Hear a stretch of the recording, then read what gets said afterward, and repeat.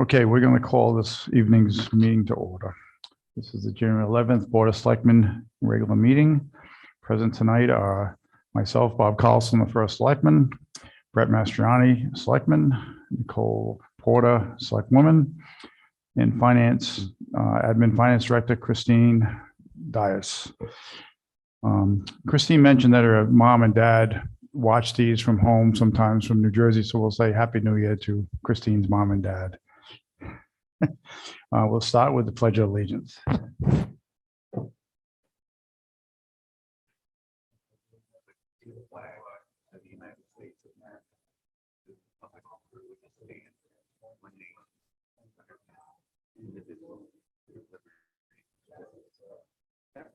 Christine turns over red.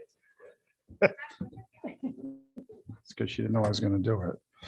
Okay, public comment on non-agenda items. Does anyone have a public comment? Hearing none, we'll move on. Selectmen comments. Are there any comments by either of the two selectmen? None? Okay. First selectman report and correspondence. One thing, and he's not online, which is good. Mike Ergel, before he left, he had nominated Gary Barron to be the DM, Department of Management of the year, and he didn't get it, but he got nominated, and there's something to be said for being nominated and making it to that far. So he's not here tonight, but I would like to do is give this to him at our next meeting on the 25th, just acknowledging the job he does. I mean, he was out there with me each time we were giving out test kits. He's the first one. He must send me 5 emails a day on what's going on with the state, and I think Governor Lamont says he informs me of. So I thought that maybe next, on the 25th, the next meeting, we could ask Gary to be here for some other reason, give us a report on something, and then we'll present him with this. So that would be a nice thing to do. He is a good EMD. He's keeps me very informed, and he's always willing to do whatever he can whenever we ask him to do it. So that's nice. Okay. Also, we know that we have an Eagle Scout award ceremony on. It's 2:30 on Saturday. I think it was advertised at 2, but it's actually 2:30. So that's at the second floor of the Wheeler Library, if you can make it.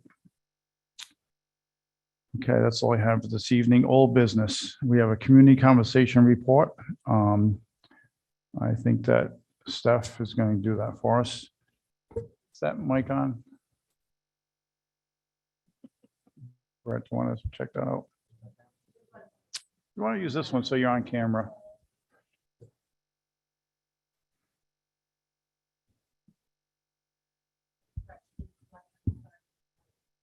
It's a great idea.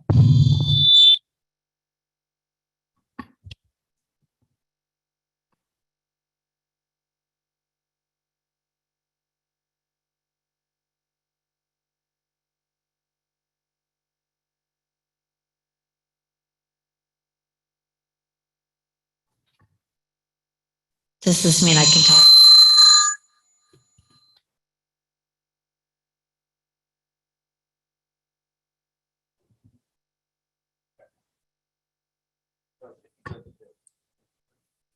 I did shut it off.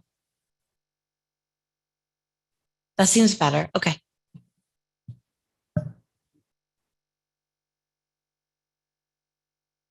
So I'll send you all a written report by the end of the week, but I was able to pull together the survey results as well as some of the common ground stuff from the report.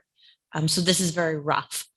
So we had approximately 50 participants with a combination of those people virtually and in person. We did have over 60 people registered, but it did seem like COVID had a significant impact in what happened on Saturday. There were people who didn't show up. There were people who registered in person at the last minute, wanted to be virtual. There were some people that even registered both ways to choose at the very last minute. So COVID definitely had an impact. At different points during the day, we had you all listening, Christine, which I thought was really wonderful that you were here. We had Nate here listening, Tom Fabian from Rec, Christine Wagner from the Board of Ed, and Greg Howard even for a little bit. So it was really wonderful. In terms of marketing and recruitment for the event, we sent email invitations. We used a website that Breeze developed. We used the town website. We had an article in the Westerly Sun. The town sent out an email blast. We used Everbridge, the quarterly, and social media. At the end of the day, we decided to opt out of the Every Door direct mailing. It seemed like it was too late and might not be worth the money. For a budget, we started with $1,600 to include the Every Door direct mail. It looks like right now we've spent about $716 with bills outstanding still from Chinook and Little Man's for the food. So the food was definitely more expensive than we anticipated. The leftover like office supplies, the markers, the sticky pads, folders have all been stored, and we were also able to keep the non-perishables. So we had a lot of prepackaged food that we kept. So we'll be able to use that again. So to date, 11 completed surveys have been received. So it's slightly over 20%, which if you do surveys, 20% sort of the expected standard. So overall, people were pleased with the logistics of the day. Themes included appreciation for the online option, valuing the diversity in the individual groups.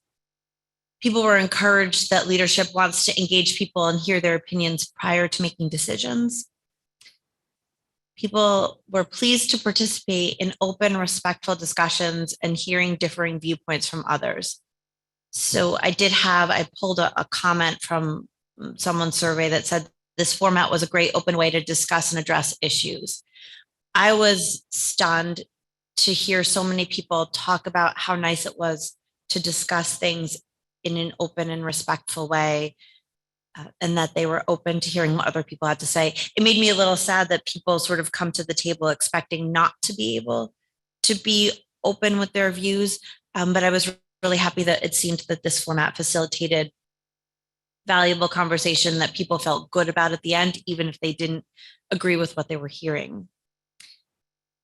A few things were identified to make the day better.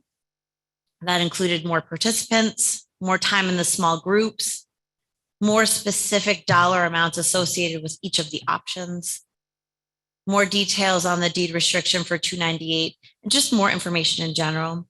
People did seem to really appreciate the presentation from Scott. That was very helpful to start that conversation. I think that the handout, so the attachment that we had online, as well as in their packet, was a little confusing. Some of those topics didn't seem to really fit what was happening in our town, but I thought that Jim and Amanda really helped. When talking about follow-up, so question 1 of the survey directly addresses next steps. What do we do next? Overwhelmingly, the people that responded chose option B, which was to move forward now with what was discussed. Other suggestions for follow-up included summarizing the conversation, sending information out to people, and then bringing whatever your plan is to a referendum and have people vote. It appears that people are looking for action at this point. So now the conversation itself, you all heard the report out. And so some of this will be a repeat of what you heard. But in general, when we talk about 298, approach A, I believe, and Lisa can help me because I don't have my approaches in front of me, but approach A was demolition. So people talked about the blue space, which I think was the 2-story wing. The 1-story wing, otherwise known as the middle school. Okay, so whatever was highlighted in the blue space, some group identified as a common ground that it seemed structurally sound and was an asset. The tech, ed, and woodworking space should be kept. We should demolish the single story. We should keep the 2-story. And we should isolate the buildings and shut down everything not being used until potential demolition. Questions and concerns from that approach included, what are the tax implications for doing any of this stuff? How could the loss of space impact future education? And regardless of what we do, how long does it take before we can recoup the money spent to do it?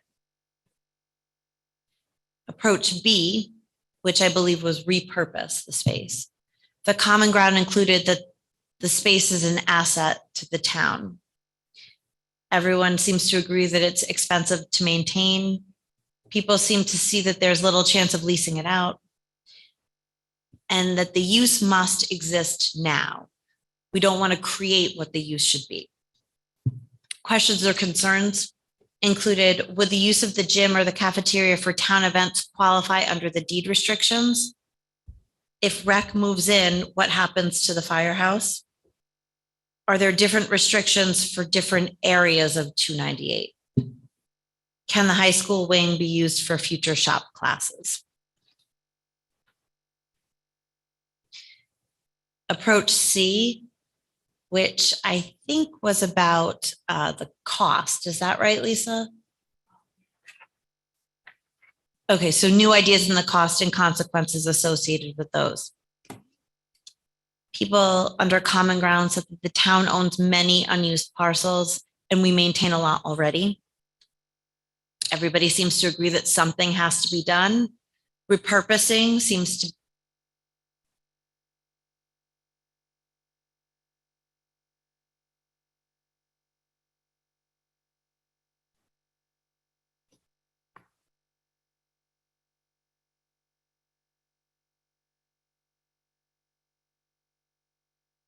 Batteries.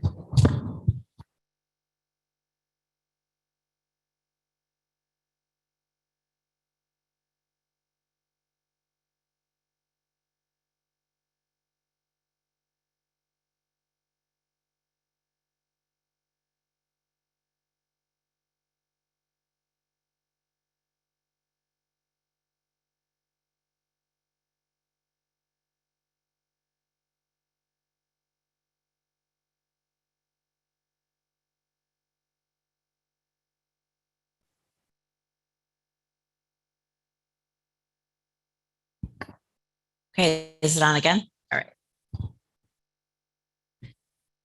Let's see. I think we were at repurposing seems to be preferred. People want to see whatever the footprint is that we keep kept small. Seems to be an agreement that it costs less to maintain a green space than a building, and that there is a potential asset to the town in the building itself. Concerns again, implication for tax impact. There was mention that a cost analysis comparing options and looking at those options 10 years down the road. What might this look like for us? What are the environmental liabilities? How accurate are the estimates that we've seen? Where did they come from? When did they happen? And are there any grants available to help with whatever it is that we decide to do?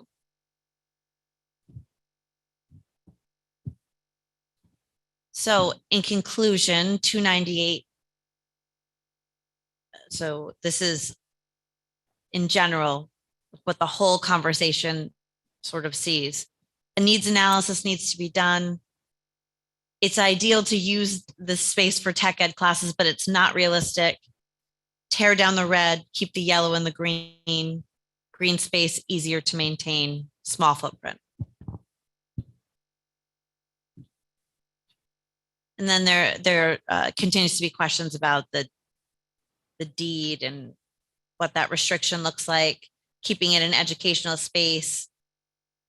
Can wording in the deed restriction be changed to humanitarian use instead of educational restriction? And is there any federal money out there to deal with the roof issue?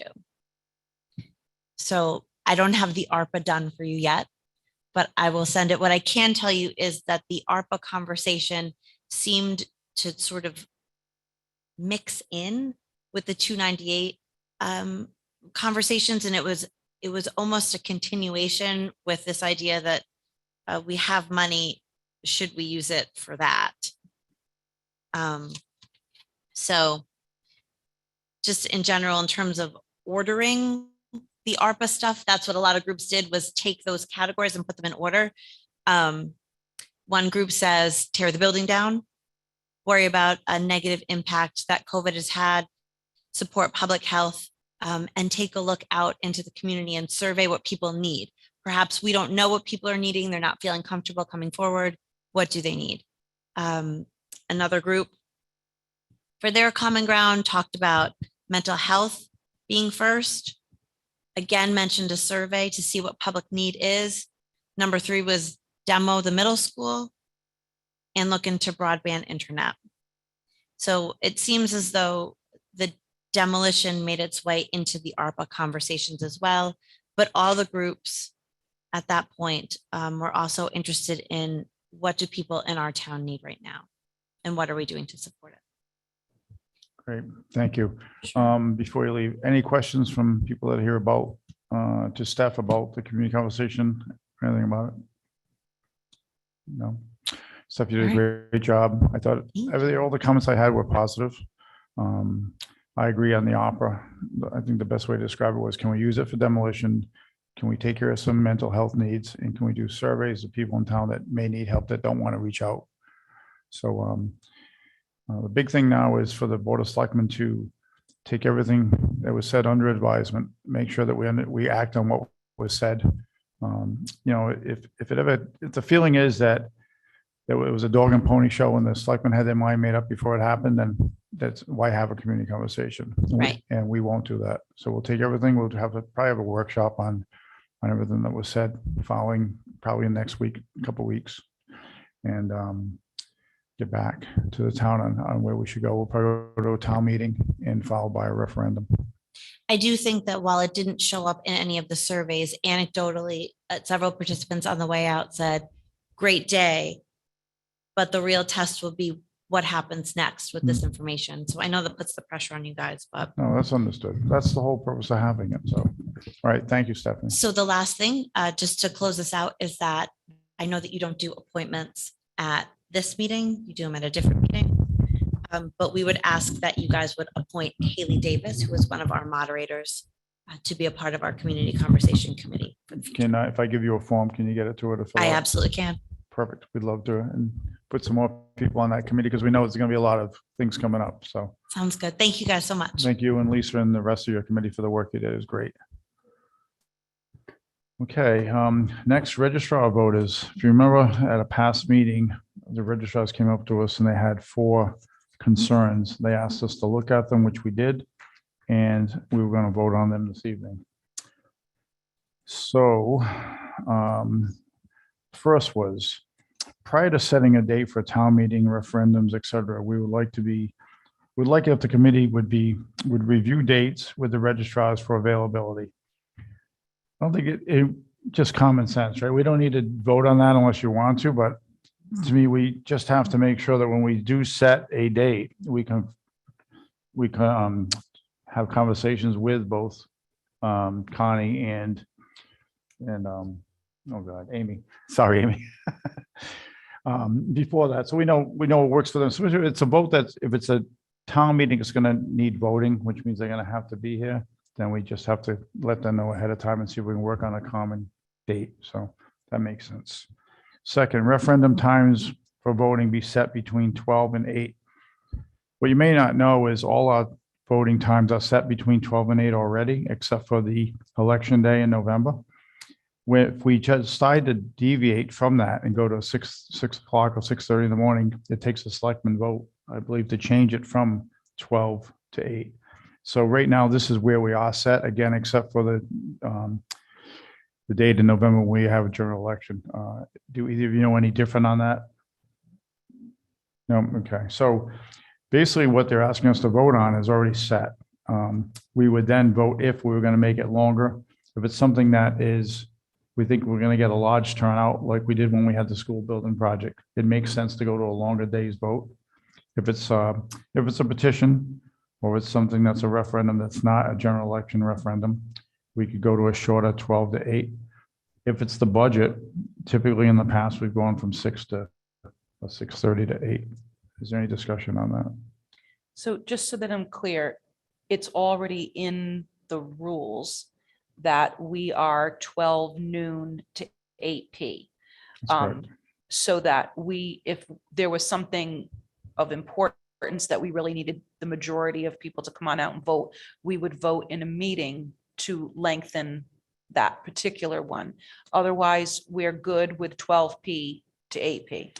We would vote in a meeting and bring it to town meeting. The town meeting one would, so suppose we have in the town meeting in March and we're going to go to referendum on the 298 building.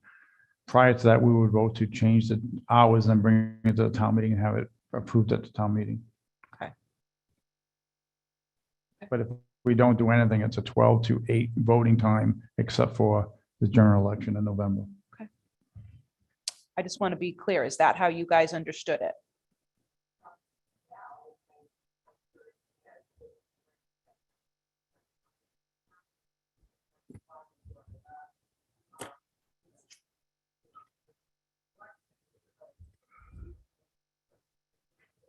So it sounds like it just kind of slowly morphed into 6A to 8P for everything. Okay. So I think it was the current administration at the time decided that those referendums needed to be full-day referendums. Since Sean, you're in the audience and you're past for selectmen, do you know anything different than what I just said? I do not know anything about the hour.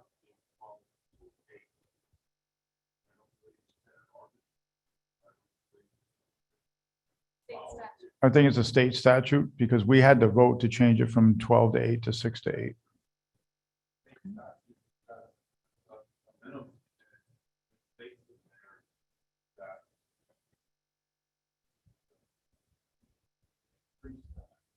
I don't think it's concrete that tells you go with the hour. Okay. I think that, the problem is, the Registrar have issues finding enough poll workers to man and all the events. So that some, and the Selectmen have to listen to that and try to determine if it's absolutely necessary. If the issue is important enough, they feel that you have it all day. I think that's what the problem is, to the point where the Registrar felt that they're being forced to do that. They don't have the means to do that. Is it actually, is it a difference of opinion? Is it necessary or not? In reality, the board of selectmen that when they call a referendum should determine at that time whether it's all day or not. I don't think it's just spelled out ahead of time. I think the board of selectmen should have the discretion that and the determination at that time, that particular purpose of the referendum, whether they want it to be all day or not. And I think we do have that discretion except on the general election, which the state statute says it has to be a full day election. And Connie knows and Amy know, I worked at 2 elections just for that purpose to see how it went. And I also saw the very small turnout between 6 in the morning and 11 in the morning. So it also we buy 2 meals instead of 1. We buy a breakfast and a lunch, and we have to get almost double the workers. It makes sense to me that we would have most referendums from 12 to 8, but just like we did in the first thing we spoke about now, there's no reason why we can't talk to the registrars prior to setting those times and then coming up with a compromise on what makes sense. So unless it's something we all know that the town's been speaking about, it's all over Facebook, it's a hot type topic, and we might have to go to a full day. But Connie, you have something to say?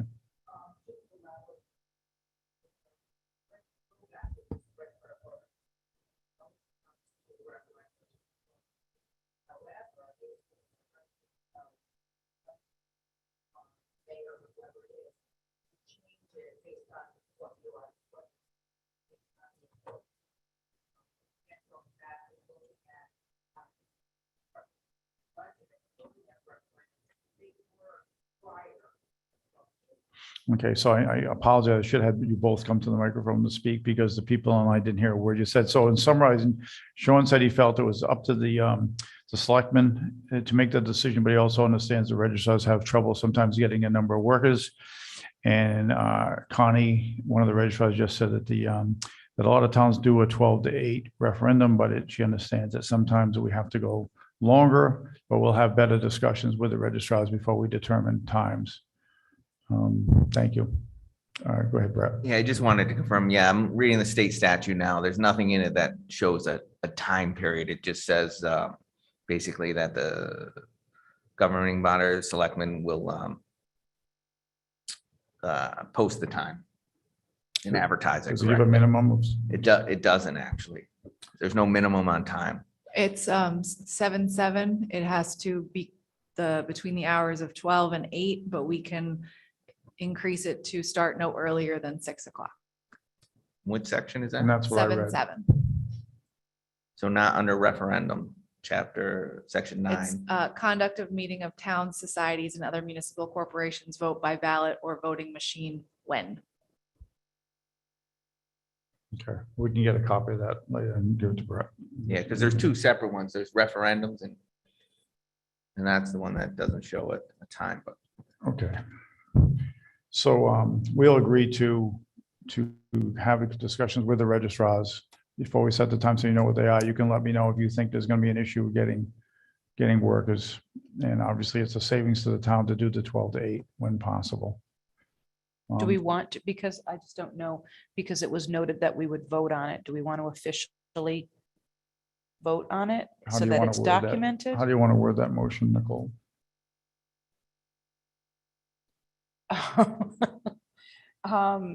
So I make a motion that we, yeah, that's probably why we're not voting on it. If you can come up with a good motion, I'll be Yeah, glad to I mean, second so it. it, basically, we're just going to, it's going to be the exception that we're starting at 6 a.m. rather than the norm from here on out. I think we all agree on that. And I agree. I think the past administration is having all referendums set at 6. So we'll take that under advisement that they don't all have to start. And I first-handedly saw what small number of people came by at that time. So, all right, this one we need to vote on. Consideration to make a change to the term of office for the registrars from 2 years to 4 years to a 4-year term. So can we, let's have a motion and then we'll go to discussion. So I will make a motion to extend the length of the term of the registrar of voters from 2 years to 4 years. Okay, I'll second that motion. Discussion. I remember one of the two of you mentioning that you had a certain amount of time before you had to achieve some certification as a registrar, and that is so 2 years. So to me, it makes sense. You're asking somebody to give their time to learn the process, to study for the certification, only at that point to potentially be voted out of office, and all of that would have been for nothing. And I'm assuming that the town reimburses for whatever certification fee and training. So I have no problem with it. Yeah. Brett. I would be against changing the terms, knowing the surrounding areas and towns that are struggling to find registrars after one leaves or come in. To have someone that is unsure about a position run for one that's 4 years. And yes, they have up to 2 years to get their certification. So they can do it quicker or longer. But the point that it's also one of our few paid elected officials in town, I think the voters have the right to choose every 2 years if they want that person to continue in that role. I understand the work that goes into it. But at the same time, being on a committee, knowing how difficult it is to recruit someone for 2 years, 4 years is even more difficult. And if that person feels the position isn't for them, some people do have a hard time resigning a position that they know they ran for. So locking them in for a 4-year term, I think is detrimental as in recruitment in the future. I think to your point, Nicole, I can't see you, Bob's leaning forward, but that they go through the process of to get certified, they put that time in, and then to lose an election and not continue. Well, that's what our election process is for. If they're doing a good job, they get reelected, they get endorsed by their party and they move forward. So I have a hard time in just changing that so quickly. It might be something we can look forward in the future, but right now I just can't see it. And doing some research, knowing half the towns in the state are 4 years, half are 2 years. There is that mix, but I know how difficult it is to recruit for candidates. So I would like to see it stay for 2 years for now. Okay, I went back and forth on this. I did a little research myself and noticed that, no, we had Joan and Gladys for quite a while. They were 2-year terms and they kept getting reelected. I think if you're doing a good job, no one's gonna run against you. You're gonna be reelected in that position. So at this time, I'm opposed to changing from a 2-year to a 4-year term. And I think that if the 2 registrars we have now that are hopefully will be excellent registrars and do the work they need to do, they get reelected, and we'll have them for many years to come. If they feel like they made a mistake or they don't want to be registrars, it gives them an out without resigning after 2 years. So any other discussion, we'll bring it to a vote. Okay, with no other discussion, all in favor of the motion to change the registrars from 2 years to 4-year terms, say aye. Aye. Opposed? Aye. Aye. Okay. Number 4, relocate the registrar's office back to town hall. Motion? I make a motion to move the registrars from the 298 building back to the new town hall. Correct? Is that Correct. where? Correct. Yeah. Well, we didn't stipulate because we didn't know where we were going to put them yet, but yes, Okay. I'll second that motion. okay, discussion? I'll go, my mic's on.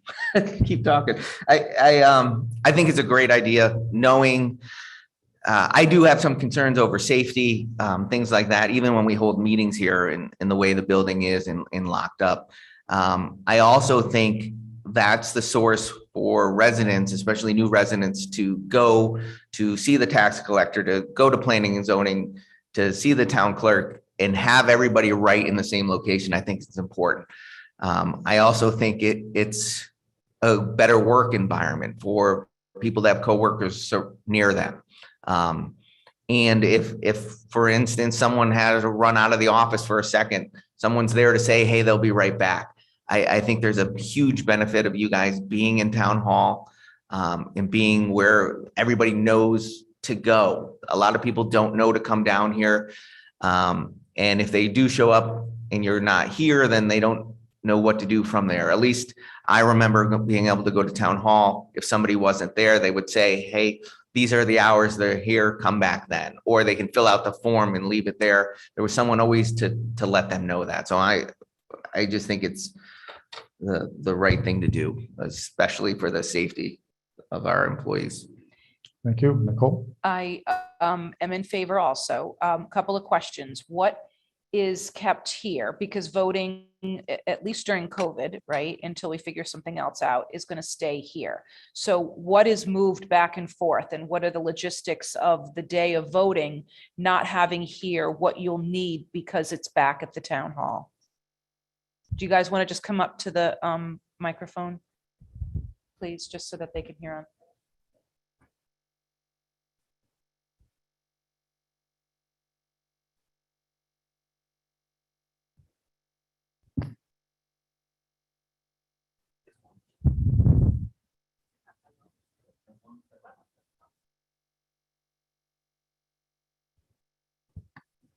Can you hear me? Okay. Things that would remain here are obviously our tabulators, our storage units. We would, in speaking to Jim, IT, we would put, he said he thought he'd be able to put an old computer here. And potentially, I'm not sure we'd need a printer, but we would just, in the event of there was a questionable person voting and we had to look it up, we could access the system. Daily office supplies we could put in a cabinet, and if we need anything additional, we could always pick it up here. But the majority of the stuff is really the bigger equipment, and that would stay. And where were you when you were at the town hall? Prior was where the Building inspector. building inspector Where- was. It was a where- little, right next to planning and zoning. It's And so between- that's already occupied. Yeah, If you go in the tax assessor's office, it's that little room to the right. okay. Like, so right before you get into Nate's office, That's correct. which is a really odd office, but, okay. And do we think that there's space to go back there? What is that space currently Yeah, we do now? have some space. We moved the tax collector into the back, the old conference room.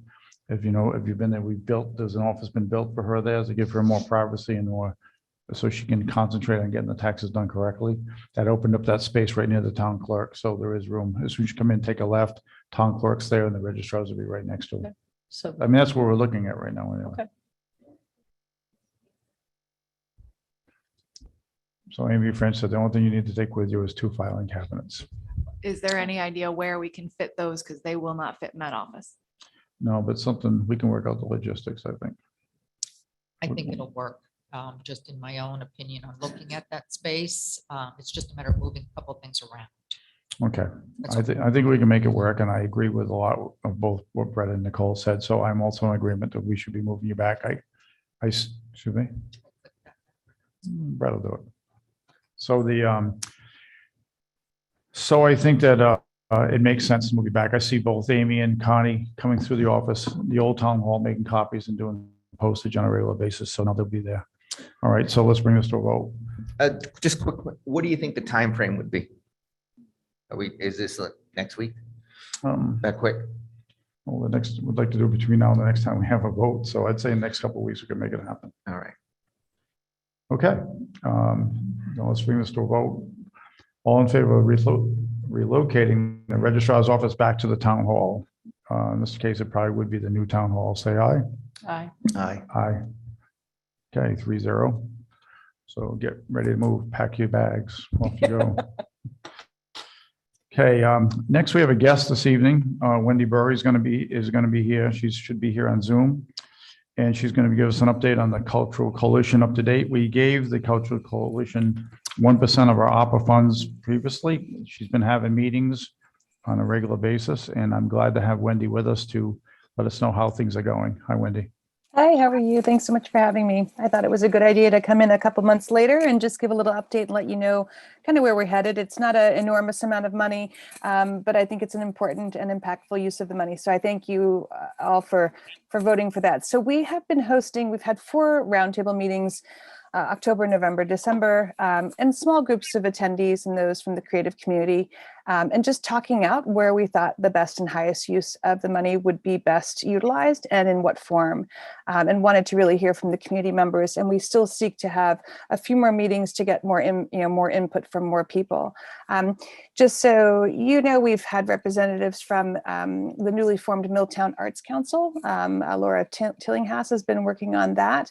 The Agricultural Fair, NOSTO, or the Fest, the library, the town, and a few others that have also attended. And we're looking to have other, like I said, other attendees who we know we want to have who just haven't been able to attend the meetings.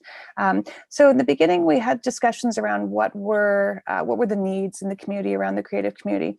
And we kind of, after a few meetings, kind of ran into thinking about how the funds could be used around kind of 2 anchor events, the North Stonington Agricultural Fair in July and NOSTO Fest in September. That is thinking about now moving it potentially a little bit later.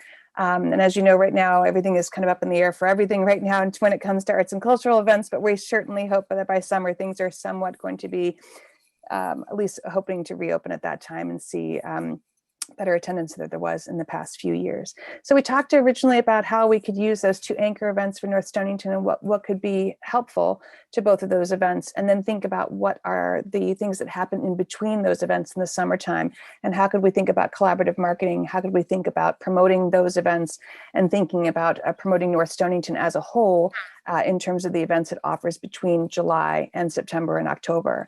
And then we had discussions about limited resources for some of those major events that bring a lot of people to your town, and about cost, things that are just too cost prohibitive for some of those events. Major headliners, more entertainment, more vendors, bigger, better, more marketing, all those things. The discussion around collaborative marketing and promotions for multiple events in North Stonington is one of the kind of, now we've kind of landed on these two potential ideas for the use of funds. That marketing and promotion piece and all the wraparound activities that take place in the town between two certain dates, primarily over summer, like I mentioned, and what could be helpful: signs, banners, promotion, marketing buys, things like that. But really, truly a collaborative effort in terms of promoting all the things that take place in the town between some anchor events. The other discussion that cropped up at our last meeting, we've talked about how to bring back No Stow Fest in a bigger way, and what are those needs around bringing it back. It had just, as you know, kind of relaunched and then all of a sudden got paused from COVID. So how can that be? How could we be helpful? How could those funds be helpful with that? And then we had a long discussion with the agricultural fair representatives about some of the challenges that they have in their festival, in that fair, and things that many organizations can't afford to buy on their own, but collectively we can start thinking about how purchasing things collectively might be a solution. One of the topics of discussion was a portable stage that many organizations, the library, the fair, the festival, they all could use and benefit from a portable stage, a quality portable stage that could be shared by many organizations in town for various events across the year. So we put that onto the kind of list now of things to consider. So I think we're going to do probably a couple, probably a few more meetings and really try to land on where this money could be most helpful and impactful and be something that could have a lot of benefit moving forward. And those are kind of where we're landing right now, marketing promotion discussion or shared potential services or resources that could be shared amongst many organizations for many activities and events across the year. So that's kind of where we are. But it's interesting work. It's great work. We have a great little small community, but we've learned a lot, and we're going to keep on expanding the circle to see if any of these ideas really become kind of the one that affects most organizations and will really help North Stonington in terms of recovery, using those major festivals and fairs, hopefully in 2022. Our idea is to get this money obviously out the door before then and have it be used to help for this summer. But it sounds like that we're doing some interesting kind of investigative work here right now to figure out how this could be best used. And you've got a great group of creative individuals who live in the town who are really helping us think about what the best use of that money will be. So that's kind of where we are. We just want to give you an update. Thank you. And I have a couple of questions for you. Did any individual artists reach out to you at all?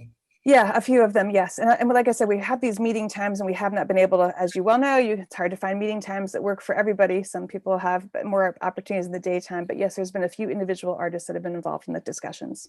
I mean, could you notice the Board of Selectmen when you're having a meeting? So if any of us, I know I was going to try to make one, but then I had a conflict. So could you notice when you're having a meeting? So any of us that want to join in? Absolutely. We'd love to have you. Yeah. And lastly, we had a community conversation on Saturday we talked about ARPA funding, and part of it was mental health. And we know that fun things to do help when it comes to mental health. Yeah. So I'm thinking that before we make our final determination on monies, if you can keep us abreast of what's going on and if there'd be more ARPA fund money that you may need, it's something we could at least discuss and consider.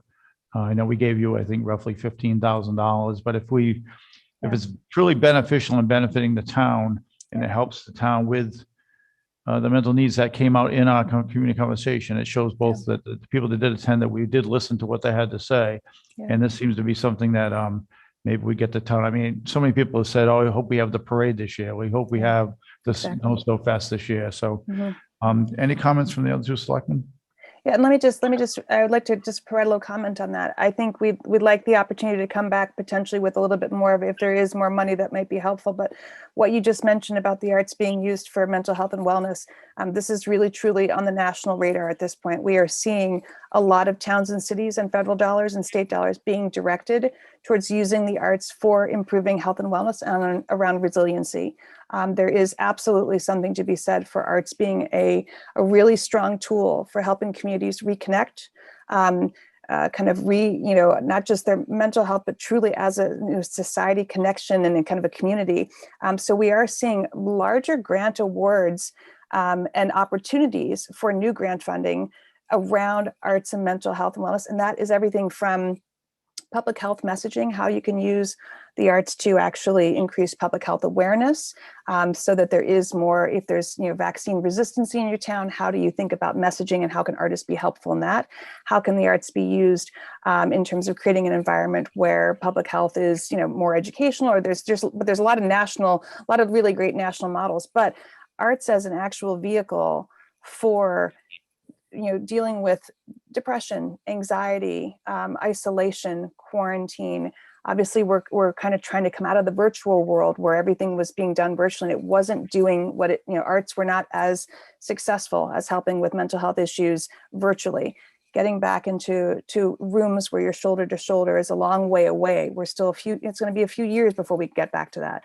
But absolutely, live music, performances, theater, connection, coloring with children, activities, arts activities together. That is something that is nationally, we're seeing a major kind of prioritizing of ARPA funds for that purpose. So you're right on target in terms of where the national scene is going with this funds. Thank you. Comments by either selectman?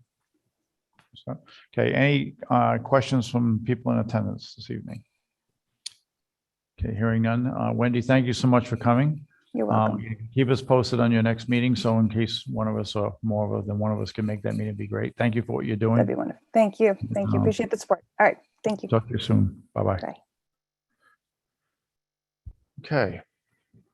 Next, town-wide mask mandate discussion. I was wondering if we get a lot of people here tonight when they saw this on the agenda or not. So how did this come about? When myself and Brett and Stephanie were giving out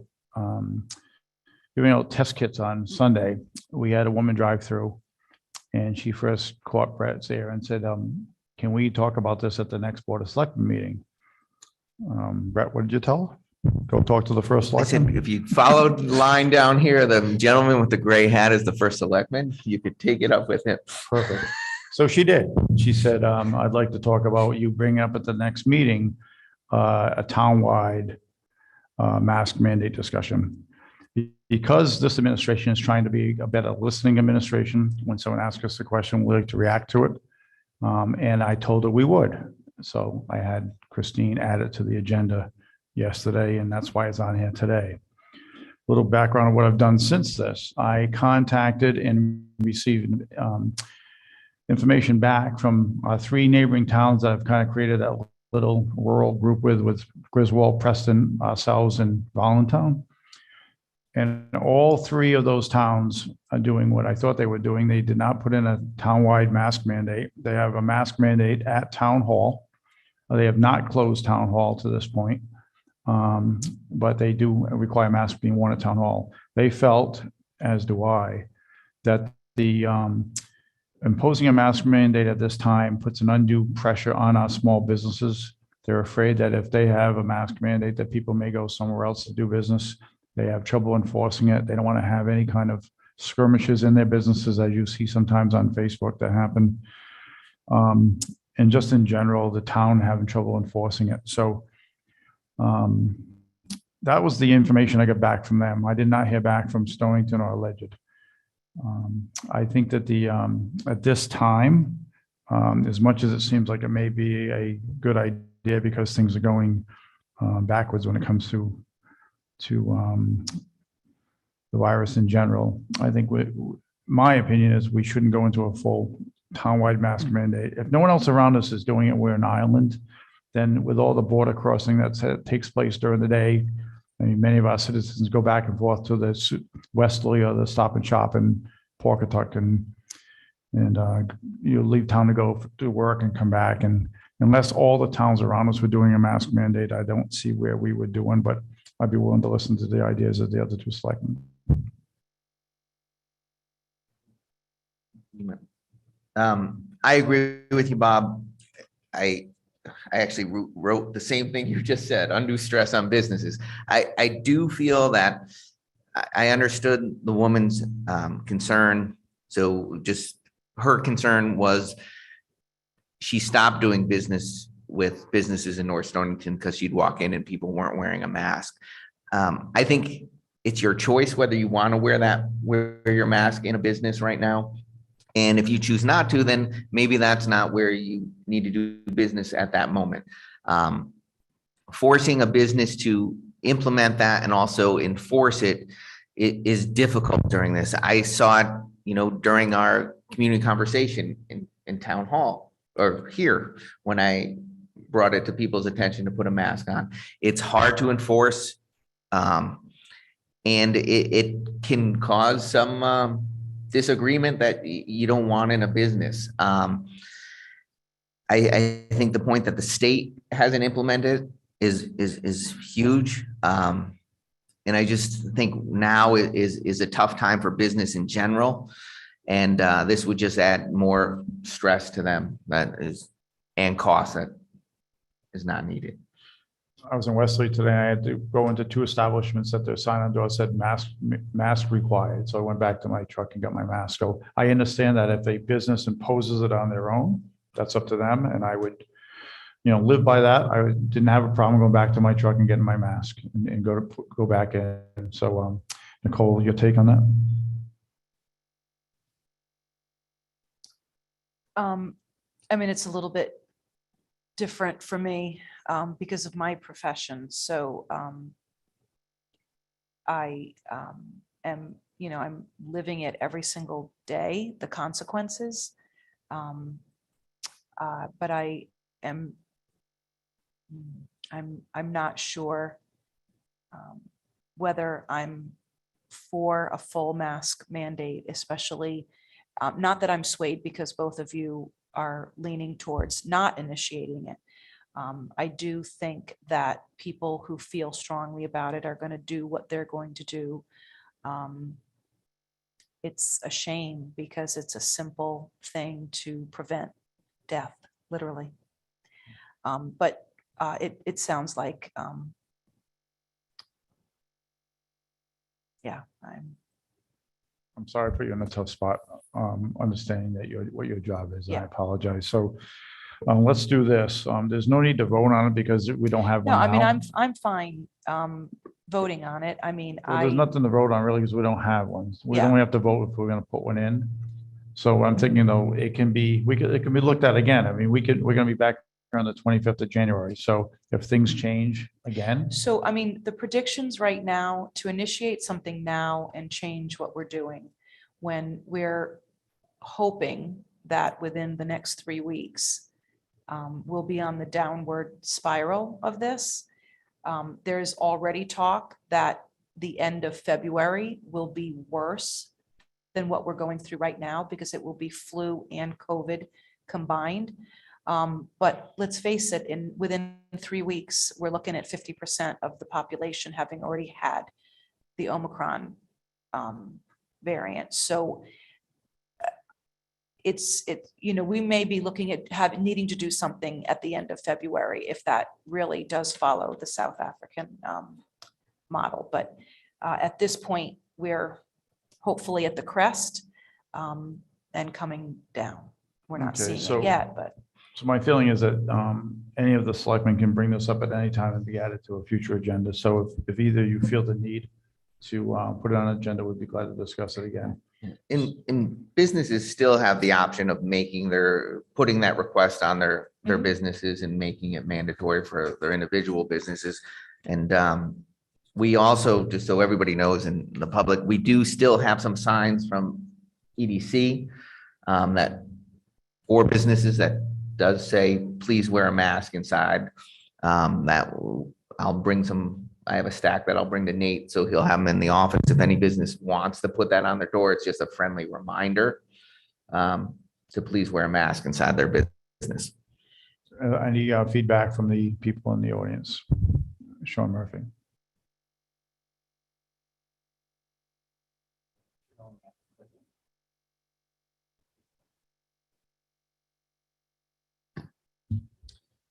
I just want to say I would agree, although you probably notice I wear a mask all the time or most all the time. But I still think it's a matter of choice. And I don't think that town government should be be taking away that personal choice.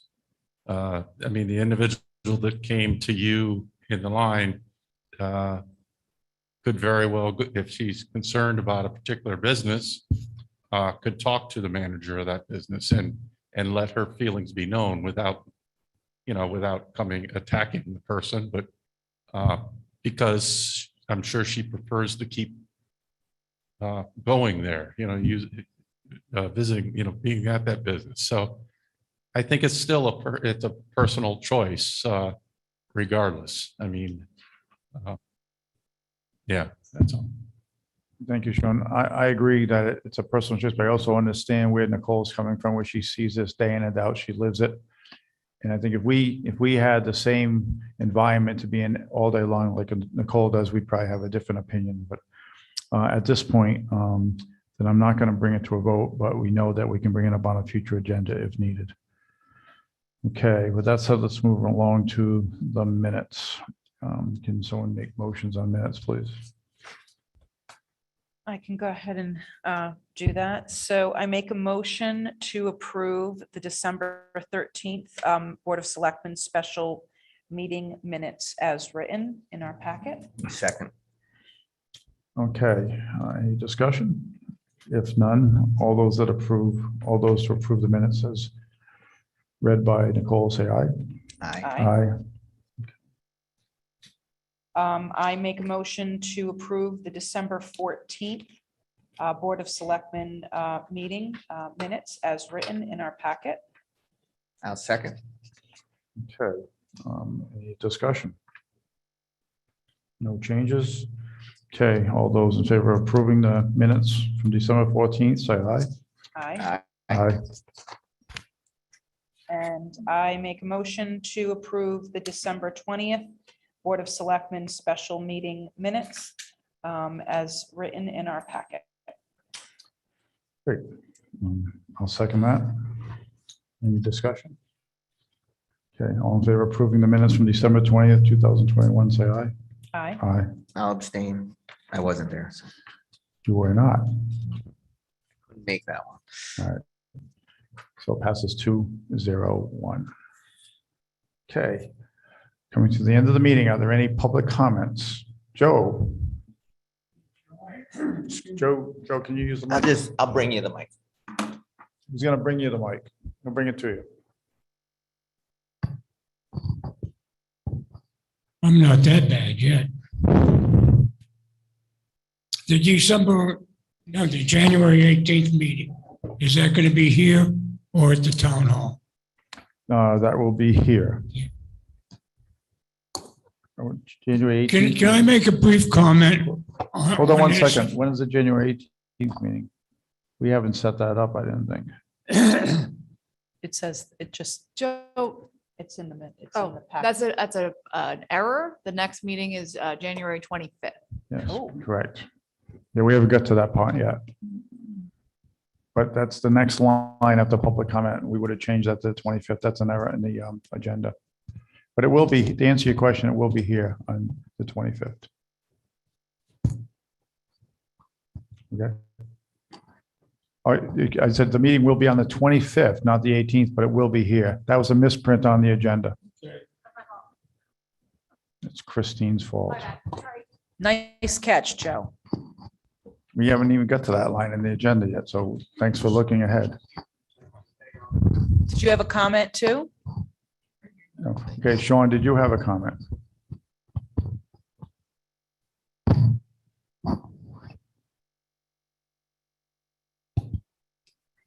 Yeah, I just wanted to say that I think the community conversation, I think a good majority of the people spoke that they wanted to see the middle school wing demoed. And I would ask that the selectmen discuss that as soon as they can and move forward with an RFP to do so. And my only suggestion was, from hearing from at least one of the contractors involved in the bidding process last time, that their bid was unnecessarily high because the scope of work in the RFP was not clear, so they had to inflate their bid accordingly. So I would hope that the town revisit the scope of work in that RFP and make sure it is detailed on what the expectations are of the bidders. But I think the town should move forward. I think the ARPA funds are there. Also, one of the last meetings that the building committee had, the chair of the building committee was supposed to come back to the Board of Selectmen with the idea that the town go back to the state and ask for additional funding authorization to include the middle school building in the school project. And we don't have the school building project isn't closed. That's correct. That opportunity is still there. I don't know how successful that is, but that would be one way of, if we were to get 36% of the demo paid for, then it would free up some of the ARPA funds to be used for some of those other initiatives that were suggested. But I think we need to move on it right away, regardless. But I think we need to go after the school funds if we can. And if we need the support of Heather or our state rep, we should enlist them to help us out with it. But I'd like to see it followed through with right away. Thank you, Sean. Joe?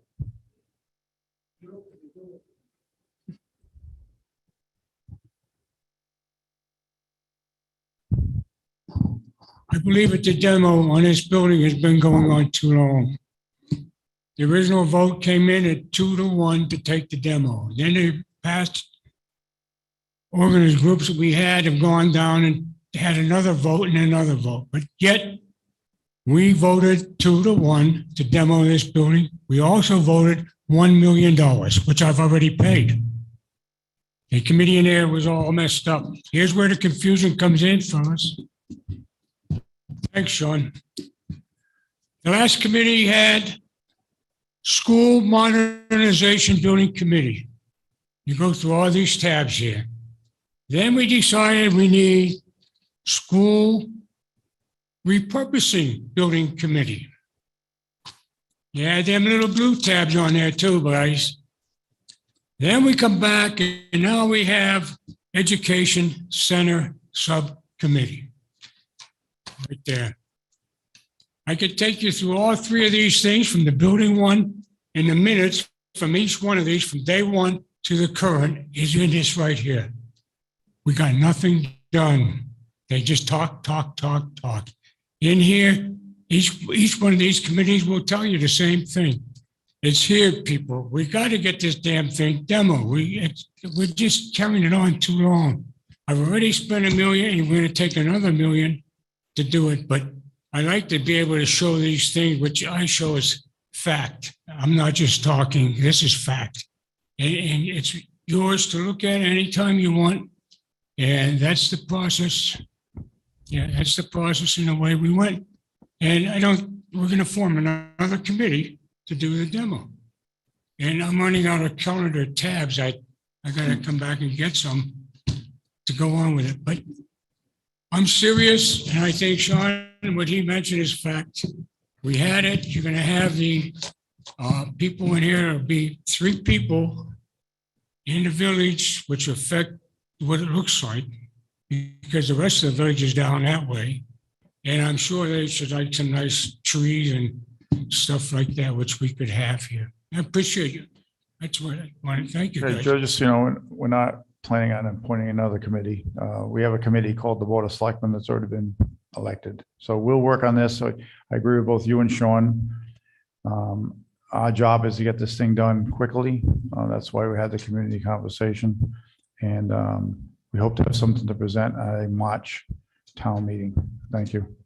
And Bob, Yes. question, now that I know we're gonna talk about it at our next meeting at some point, but is there a way that we can, since it came up here, get clarification on the deed and the successors of the deed, who really has ultimate control of the deed, and whether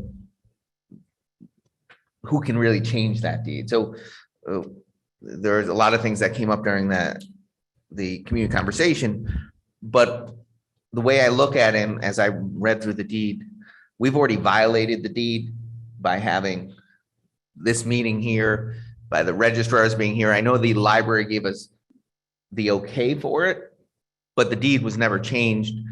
Do they have the power to change that deed? So I just think those are some of the questions that we really need to base our next discussion off of and springboard out of that. So I'm just requesting to see if we can get that clarification. Well, I spoke to By the Amy time we Kennedy and Kate Parento yesterday, the library's meeting as we speak. The clarification of the deed and the official changing of the deed from the word secondary education to education is on their agenda this evening. Also, the clarification of the deed that there's a 1950 deed when that was only an elementary school. That's why it didn't say secondary, because it was only elementary. When that moved out and it became a middle school, they changed the deed to say secondary. So we can get clarification on that. The reason they gave me why this building is used for things like voting and municipal meetings, they justified that by saying that schools do allow municipal meetings and voting in schools, and that's how they justified it. They're not as apt to justify it on a non-school thing like a municipal building, a business that doesn't educate, but we can get clarification from them between now and then. Yeah, I was asking more for clarification from our attorneys to make sure that they are the ones that have the overall right to change the deed. Because I have heard multiple sources that say the Hewitt family, I mean, the Wheeler family? Wheeler family is the one that can actually change the deed, not the library. So I just, if we have clarification on our own, by our own counsel, I think that's. We can get that. That's why we pay them. And also there's two things that we have: the demolition piece, right? And then we have the repurposing piece. Right. So we'll get clarification and yeah, and what you said, Sean, as far as when we go to an RFP, to make sure that we have our T's crossed and our I's dotted, and we know exactly what has to take place. So thank you for that. Okay, the next meeting is January 25th at 6:30. Oh, sorry. Go ahead, Lisa. Any questions online? There are? Okay.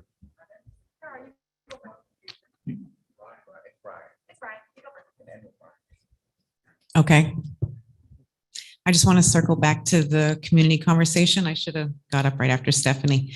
I wanted to say that we worked really well together, and Stephanie are an excellent chairperson and coordinator, and you made it look effortless. And I know you worked your butt off, but you just, the way everything was brought together made for a really successful day.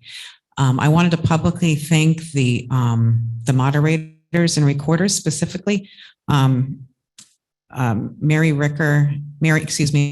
Ann and Bill Ricker were the only ones with any experience with recording or moderating, and they did do the online, and I think that went as well as it could. What's remarkable is all all the positive feedback that we received from the small group discussion. What's remarkable is all the recorders and moderators here, Bitsy, Haley, Stephanie's mom, Elaine, and recorders, Emma Hunt, Jason Mazzella, and Myra Floyd. They had never done this before. They did all go through a 1-hour training that Nita and I conducted on Thursday night, but that was the only introduction they had of this. By all accounts, they did very well. I'm very proud, especially of the students. There are 2 juniors and 1 senior, and I just really like young people to get involved in things like this. When I was 15 and 16, 17 years old, I didn't even know this stuff was going on. And they not only volunteered, but like my son, Jason, he would do it again. He really enjoyed it. And so I just wanted to publicly thank them and the job you did too, Steph. Thank you. Thank you very much. It was an impressive day. It really was. Okay, there was a question online. Brian Rothman. Yeah, hi. I was wondering if anybody approached the library, once the single story is taken down and we got the other part of the building left, if the library was interested in having that back, or, you know, kind of revert it back to them and let them use that space. I didn't know if that was a possibility or not. I did run that by Amy Kennedy, and she was going to bring it up at the meeting, but she felt it was probably not something that the library wanted to get involved in. Okay, thank you. Thank you. Okay. Our next meeting is January 25th at 6:30 here. And if there's nothing else, I'll look for a motion for adjournment. Motion to adjourn. I second. Okay, there's a motion to adjourn, a second. All in favor? Aye. Aye. Aye. The meeting ends at 7:40. Thank you.